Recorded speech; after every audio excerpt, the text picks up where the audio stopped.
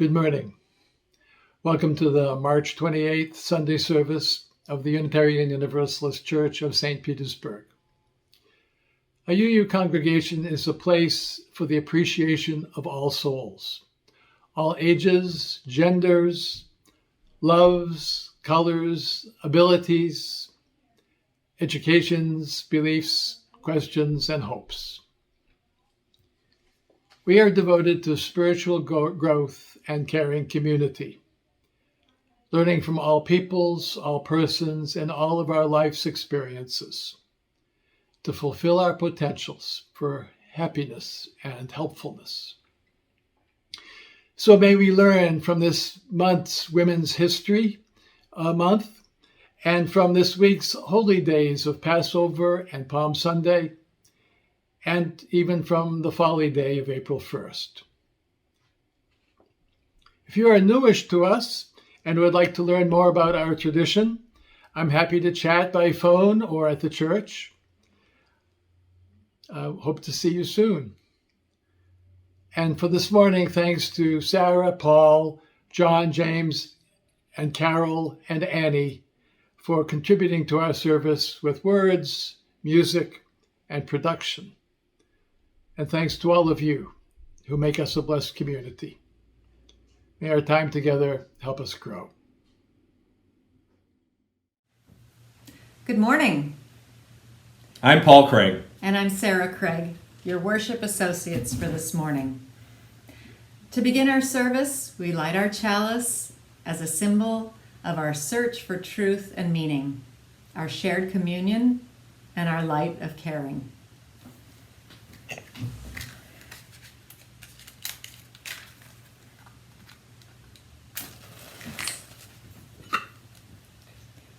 Please join, if you will, as we share the words of our covenant. Love is the spirit of this church, and service its law. This is our great covenant, to dwell together in peace, to seek the truth in love, and to help one another. Today our words of invocation are adapted from the preamble to the founding charter of the United Nations, approved June 26, 1945, and whose spirit still calls us. May we, among the people of the United Nations, be determined to save succeeding generations from the scourge of war, reaffirm faith in fundamental human rights, the dignity and worth of the human person, and the equal rights of all people and nations, large and small. Establish conditions under which justice and respect for the obligations arising from treaties and other sources of international law can be maintained, and promote social progress and better standards of life in the larger freedom. And for these ends, may we practice tolerance and live together in peace as good neighbors. Unite our strength to maintain international peace and security. Ensure, by the acceptance of principles and the institution of methods, that armed force shall not be used save in the common interest. And employ international machinery for the promotion of the economic and social advancement of all peoples. May we be resolved to combine our efforts among the people and the peoples to accomplish these aims.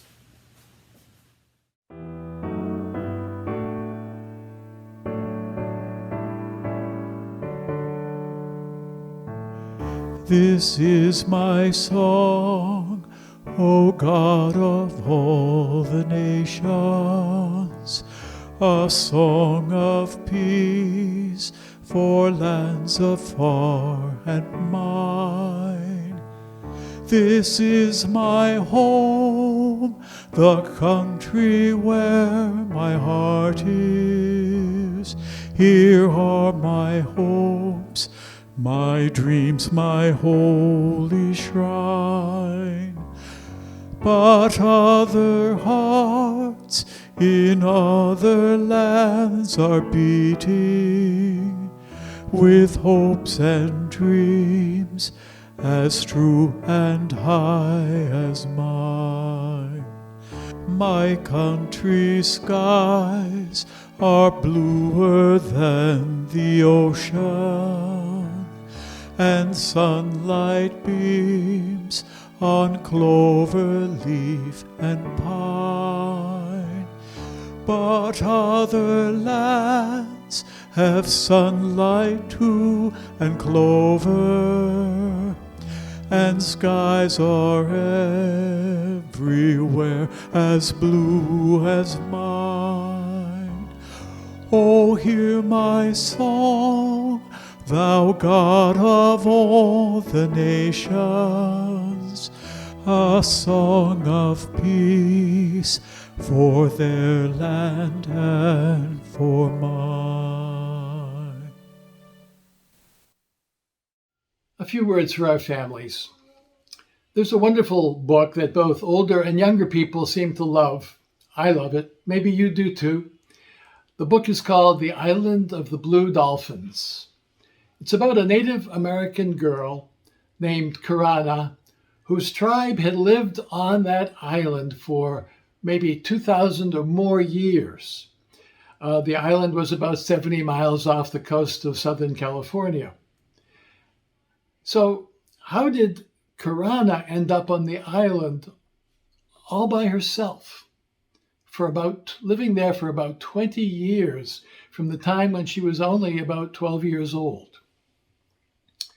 The story begins when Karana's people are still all on the island, and a foreign tribe from far away comes 2 different times to hunt the many, many sea otters who lived happily in the miles off the island coast. And those foreign people caused conflict with the native people and injury. I won't tell you the rest of the story today, but I want to share a paragraph from the story when the island chief, Karana's father, tells the island people how they must interact with the foreign tribe. And I'd like to ask you to talk together about what probably happened next. These are Karana's words, telling about her father's speech. That night, after the Aleuts, the foreign tribe, moved from their ship to the beach, my father warned everyone in our village against visiting their camp. My father said, "The Aleuts come from a country far to the north. Their ways are not our ways, nor is their language. They have come to take otter and to give us a share in many goods which they have and which we can use. In this way we shall profit. But we shall not profit if we try to befriend them. They are people who do not understand friendship. They are people of the same tribe that caused us trouble many years ago." That's how Karana's story begins. From that beginning, what would you guess happened next with her people and the Aleuts, the foreign people? And what might we learn in our families and our church and our schools and our town from that story? Now a moment for our personal joys and concerns that you might share this morning.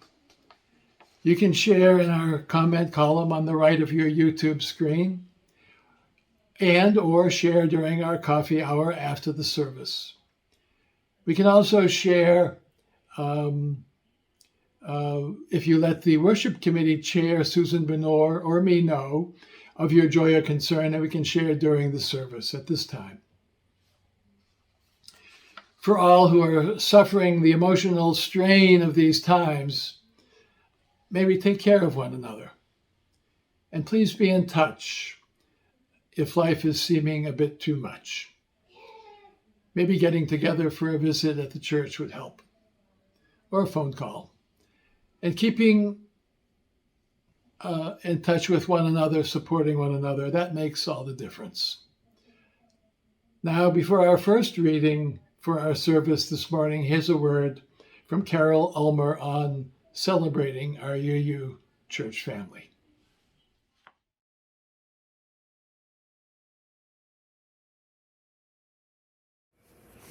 Good morning. I'm Carol Ulmer and a member of this congregation.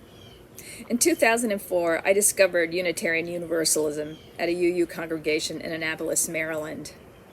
When I returned home, I was delighted to find that there was a vibrant and very active congregation in Summit, New Jersey, near my home. After we had retired and were looking to move south, I wanted to find a congregation wherever we decided to move to. We happily discovered St. Petersburg, and I was thrilled to find a UU congregation at UU St. Pete. We all have our stories to tell. Some of us walk by a church building and say, let's try it out. Others are born UU. There are many stories that are all precious to each one of us. It's how we became UU. I love our congregation, warts and all, and I support it with my time and my money. It gives so much to me, and I want to give back. I find that it helps me be my better self. It helps me join with others, and it helps me navigate this world. In the past year, when our world was turned upside down, I don't know where I would have been without the connection of friends from my congregation and the services and online videos, Zoom calls that were part of my everyday life. Thank you. So now we are entering our annual giving pledge season, and I want to ask you to join me in supporting our wonderful congregation. We ask that you pledge and pledge generously, and to consider a pledge of 3 to 5% of your budgeted income or annual expenses. We understand that you may have extraordinary circumstances, whether or not you're sending a child to college, taking care of an elderly parent, or shouldering extraordinary medical expenses. We do want you to think about your gift. Be thoughtful. What can you contribute to UU St. Pete? UU St. Pete does so much for us and provides us with a venue where anything is possible. I ask you to pledge generously and thoughtfully. You can pledge online by going to our website. On the homepage, there's an image of our Celebrating Our UU Family logo. Click on that and pledge. And in the newsletter, you can pledge online through that vehicle. Thank you for your consideration, for your generosity, and I can't wait to see you. A reading from Eleanor Roosevelt, Chair of the United Nations Human Rights Commission, which formulated the UN Declaration of Human Rights, approved by the UN on December 10, 1948. Where, after all, do universal human rights begin?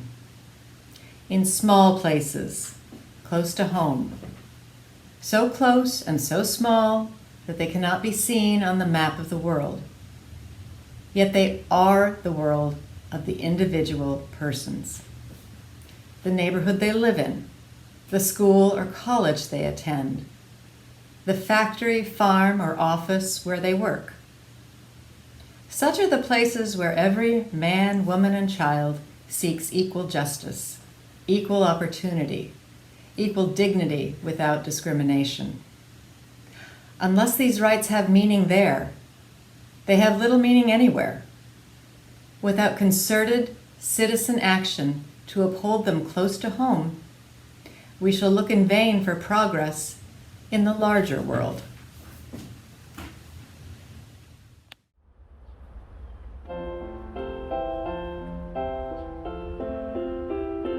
Better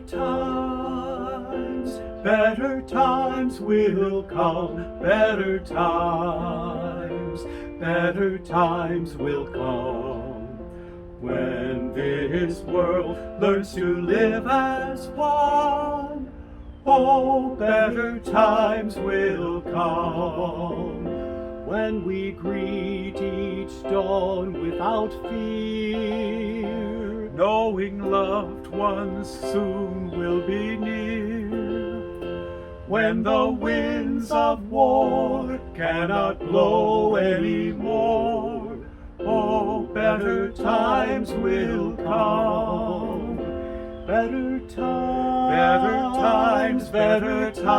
will come.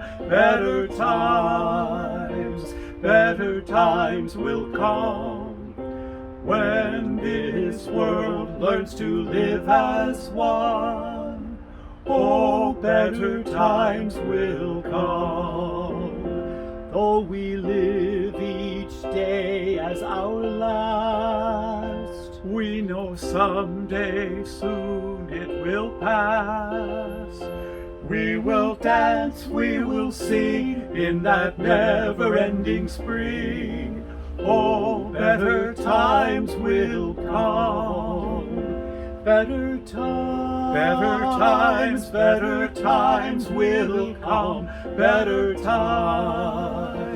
Better times will come, when this world learns to live as one. Oh, better times will come. Better times will come. Better times will come, when this world learns to live as one. Oh, better times will come. Oh, better times will come.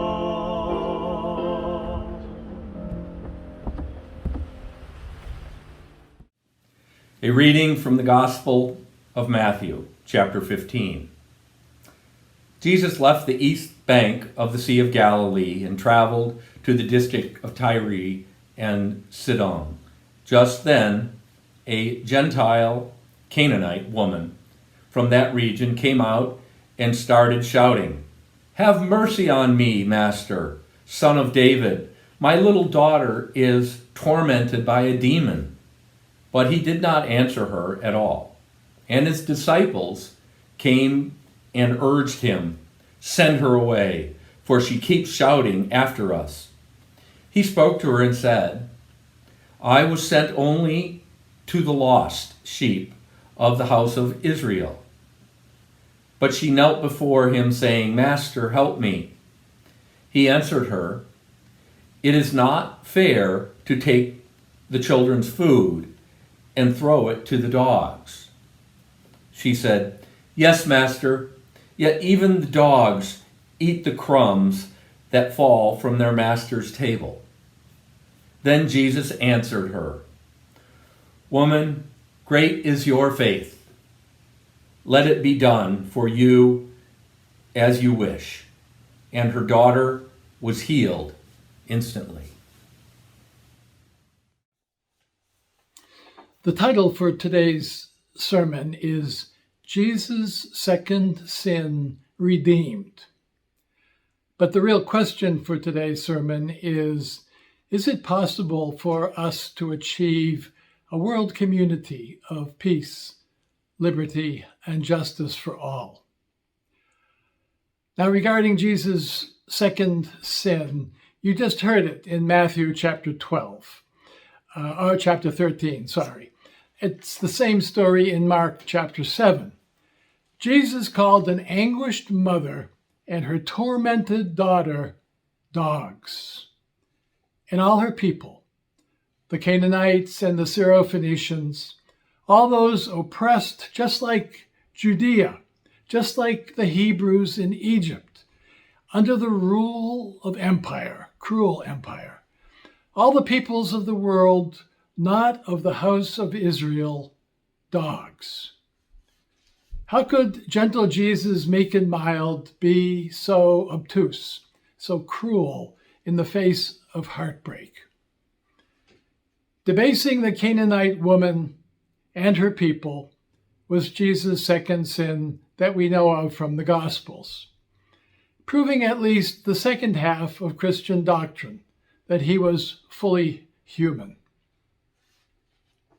Today is Palm Sunday, and one wants to hold up one's palm and say, "Stop, brother Jesus, that's not the holy way, not helpful, not good."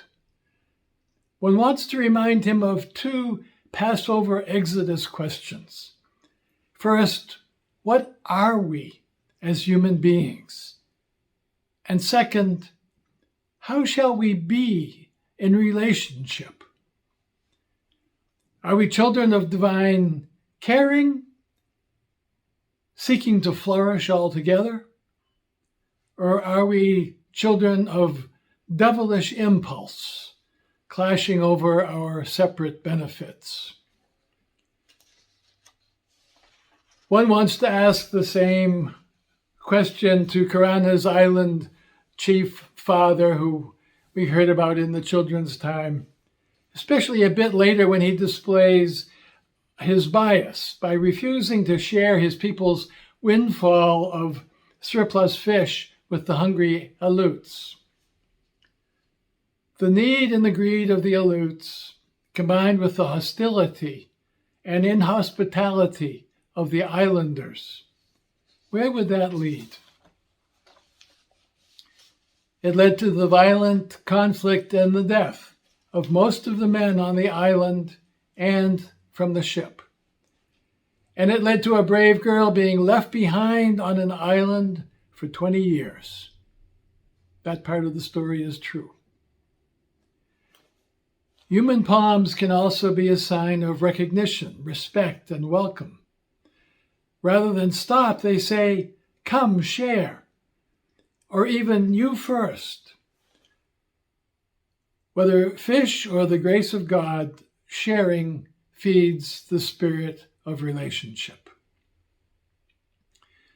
This Passover and Palm Sunday, I'm thinking about that fact in terms of our chances of achieving the UU Covenant's sixth potential, a world community of peace, liberty, and justice. About human respect and caring, about the palm of victory, of hospitality and peace in the world. In Jewish tradition, healing the world. In Christian, the kingdom of God. In Taoist, where the hearts of everything are at peace. In Confucian, the Great Communion. In prophets and artists and mystics, the peaceable kingdom. In the preamble of the United States Constitution, a more perfect union. From early 1900s, Harvard professor Josiah Quincy, the beloved community, later proclaimed by Martin Luther King to America. To everyday people, the common good. A world community of peace, liberty, and justice for all. It's what can happen if humans mature into their full range of potentials for human relationship.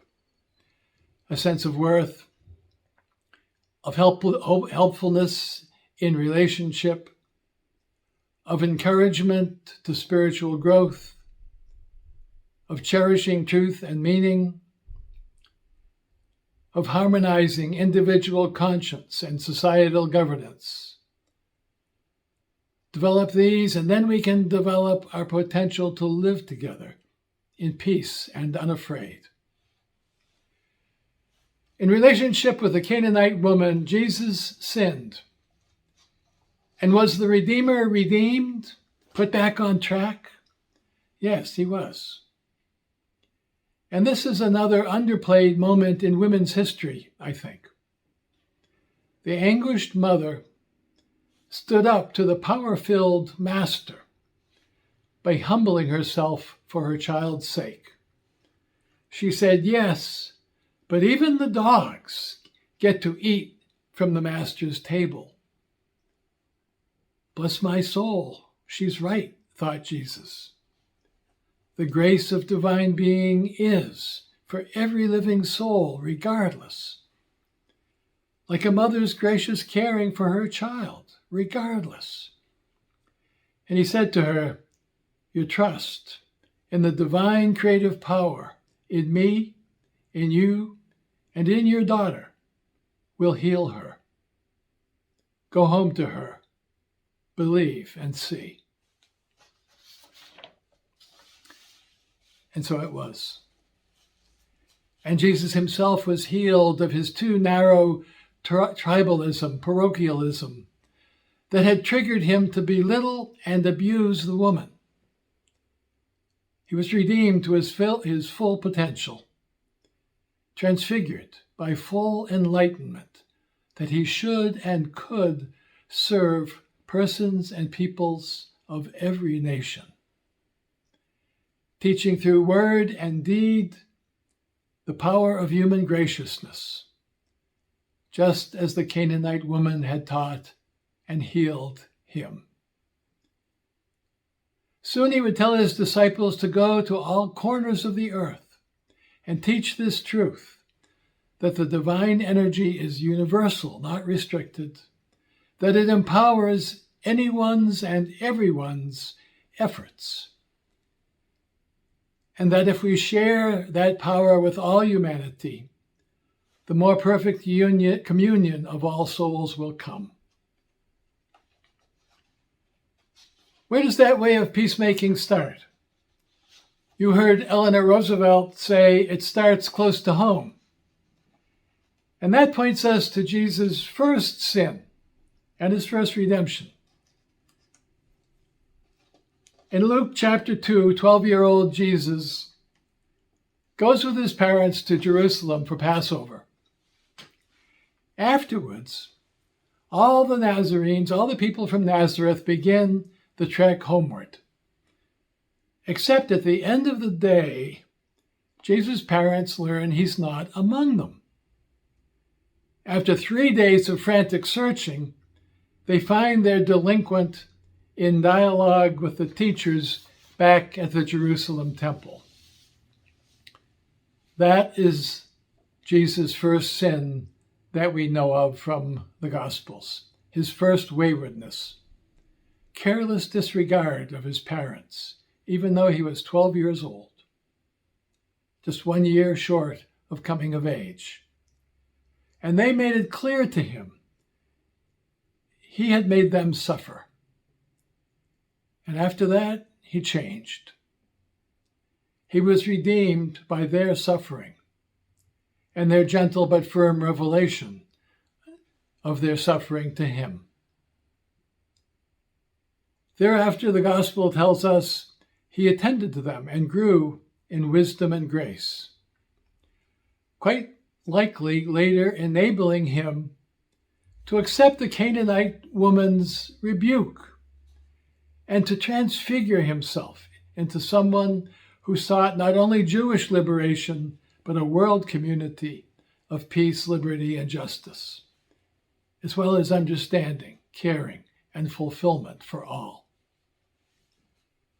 The makers of peace and justice are still at work. There are many ways to be a maker of peace and justice. But without many, many makers of peace and justice, pain and suffering will be what grows, rather than spiritual delight. May we choose delight. Thank you. To keep our congregation thriving, may we remember our connection to one another. And let us not forget our offerings to support the means to those connections. As you listen to our brief offertory, please click on the I in the upper right-hand corner of your screen to make a contribution. You can also donate either via the Give Plus app, on our webpage under the Giving tab, or by sending a check to the church office. Many thanks. הנה מה טוב ומנעים שברחים גם יחד. הנה מה טוב ומנעים שברחים גם יחד. הנה מה טוב שברחים גם יחד. הנה מה טוב ומנעים שברחים גם יחד. Behold how good and how pleasing for people to sit together. Behold how good and how pleasing for people to sit together. הנה מה טוב ומנעים שברחים גם יחד.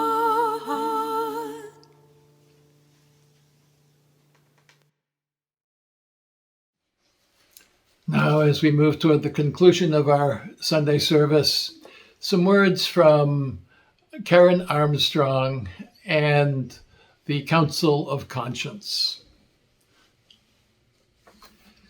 May we grow in compassion, born of deep interdependence, essential to human relationships and a fulfilled humanity and a peaceful global community.